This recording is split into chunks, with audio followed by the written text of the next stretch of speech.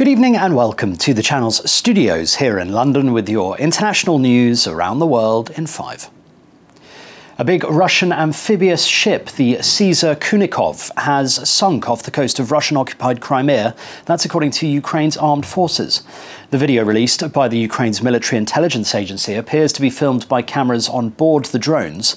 It said they were Magura 5V naval drones striking the landing ship.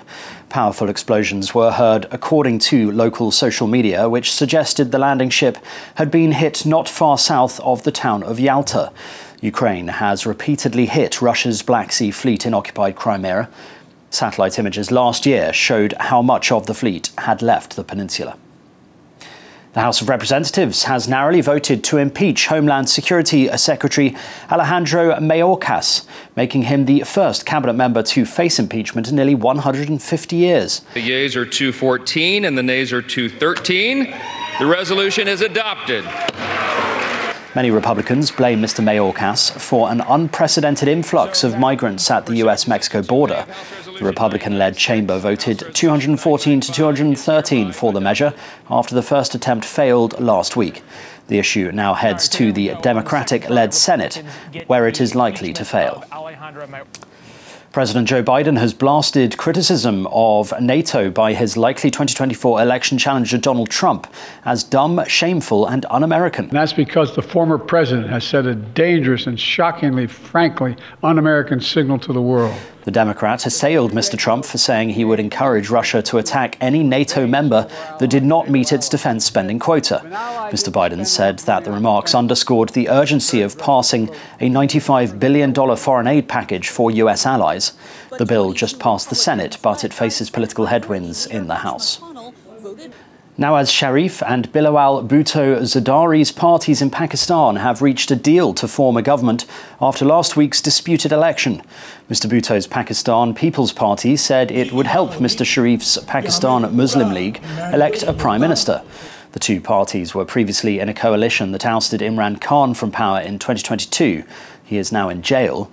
This time, independent candidates backed by his PTI party unexpectedly won the most seats. PPP leader Asif Ali Zardari told a press conference that although his party and the PMLN had contested elections against each other, they had come together in the interests of the nation. Millions of people across Indonesia's 17,000 islands and 3 time zones have now voted for their future president. Unofficial results predict a win for Defence Minister Prabowo Subianto, a former Special Forces commander dogged by allegations of human rights abuses and disappearances.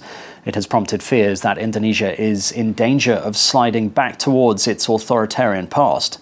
Ganjar Pranowo, whose party supported outgoing President Widodo's 2 previous campaigns, and Anies Baswedan are also in the running. Kenyan police have rearrested a fugitive murder suspect who had escaped from police custody. That's according to local media. Kelvin Kangangthe is wanted by US authorities in connection with the killing of his girlfriend in Boston last October. He has not commented on the allegations. He had been detained in Kenya awaiting a decision on whether to extradite him to the US. Last week, he escaped from a police station in the capital Nairobi, where he was being held. The UK's inflation rate has remained unchanged in January, despite the first monthly fall in food prices in more than 2 years. Inflation, which measures how prices rise over time, stood at 4% in the year to January. The new energy price cap meant the typical annual household bill went up to £1,928, a rise of £94.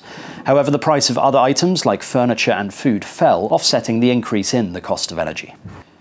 And multi-billionaire Jeff Bezos has sold more of his shares in Amazon, bringing the total value of sales in recent days to more than $4 billion. The technology giant, which Mr. Bezos founded in 1994, said he has sold 24 million Amazon shares this month. Mr. Bezos, who is the firm's executive chair, last sold Amazon shares in 2021. Earlier this month, the company said he was planning to sell 50 million shares over the next year, which are worth around $8.4 billion at current prices. And that's your international news around the world in 5. Now back to the channel's studios in Lagos.